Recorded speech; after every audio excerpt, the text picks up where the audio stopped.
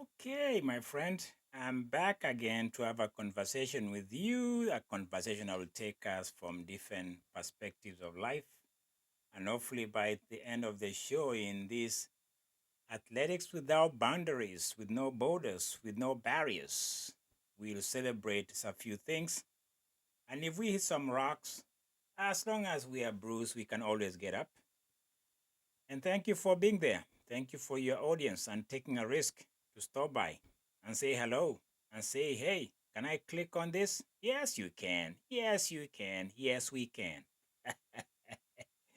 Oh, my friend. Let's start with some interesting news that we just pulling out of London. The BA British Airlines just got us out of there with 159 world record. That Lord Seb Sawe owns it now.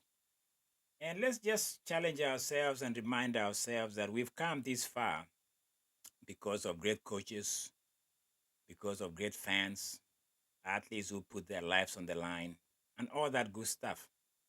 Whatever it takes to get to the podium or to be the world record holder, that's what we celebrate as fans, like I say.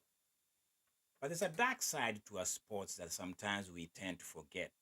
Mary CAIN, 16 years old, high schooler, upcoming prodigy, great athlete, lot of potential. Back in 2016, around that time, I remember because she was sensational. She had a lot going for her.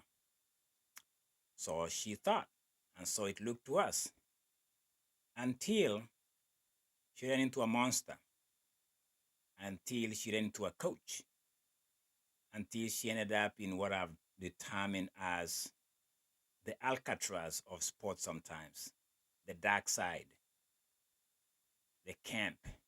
People call it a project. It was a camp. Oregon Nike project was not a project, it was a camp that suffocated, destroyed many, many young upcoming girls. Mary CAIN speaks about it in a book, a new book she's writing while she's studying for medical accreditations in Stanford. In this is not the title of the book. In this is not about running. I'm trying to get a copy of this book, but I got a few excerpts from reading some of the newspapers that are running the story and reminding us that the ghost, the Nike project ghost, is still haunting some of these athletes. We want to celebrate great things, but while we are doing that, let's not forget some people have suffered. They've been sacrificed in the altar of success. There's a dark side. And we always have to remind ourselves we can only learn if we keep reminding ourselves that some monsters, some quasi coaches, some perverts live among us. We should remember that. And they've destroyed careers, including Mary CAIN, 16 years old. She put herself, or she signed with people she thought she would trust, a corporation that had monsters as coaches. Some of them have been banned for life. I won't even mention their names here.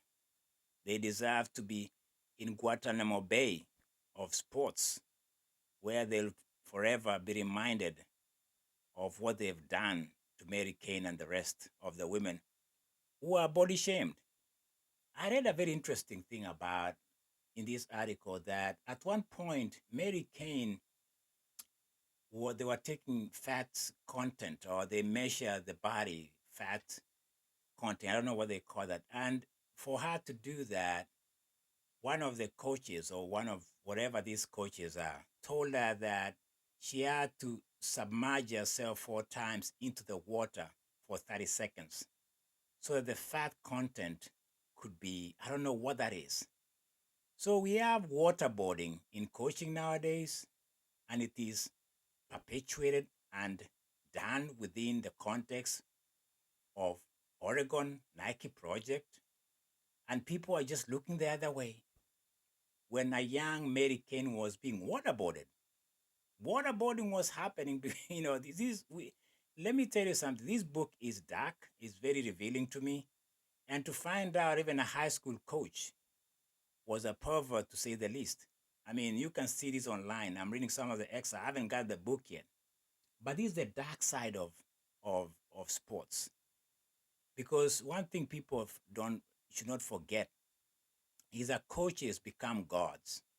Coaches end up being fathers, so to speak. Mostly I'm talking of men. Even there's some women too. It's not an exclusively gender issue here. It's a power that they lord around athletes.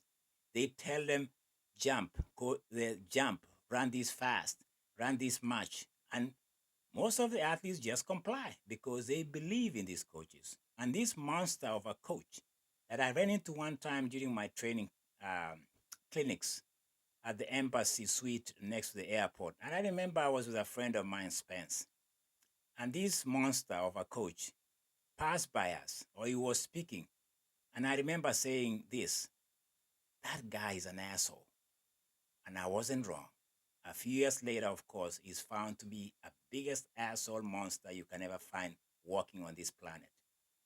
I think I'm giving this space right now to highlight the plight, the damages, the dark side, the camp, the Auschwitz of sports exist among us. And we just better shine the light and expose them as they are monsters. They should not be allowed to be around any athlete whatsoever. Mary CAIN, proud of this young person. I hope she gets a medical license. She can practice. She can live a full life, because that part of our history still haunts her if you read the book. But she's finding redemption. She's finding power. She's not giving in to the monsters that try to destroy her. Big shout out to her, Mary CAIN. May she continue to expose these monsters that are trying to destroy young women and men in sports. And I think Mary CAIN, for me, deserves a lot of applause. She deserves a lot of support, because we tend to forget that these projects, and let's just leave it. I've always said, anything you hear about project, to me, there's always something to be said. Like, what are you talking about? These are human beings. You are talking of having a project, Nike project. Let's break 4 minutes project. Let's break 2 hours project. How did that pan out? How did that come out? Was it real, or it was about a corporation? Whom I'm not going to say even who they are here, because they don't deserve it. These people know themselves. They even go as far as saying runners are welcome, walkers are tolerated. I keep going back to that reference. That tells you how low a company has been for a long time. I've never been a big fan of this company. Never been a big fan. You can tell the way they treat people in their facility as a human being. They don't see that. And women have suffered a great deal in that environment. And Mary CAIN is the face of this camp Auschwitz that she went through in the 2016 until she got out. I'm glad she got out, but I won't dwell on the dark side a lot. Mary CAIN, proud of you.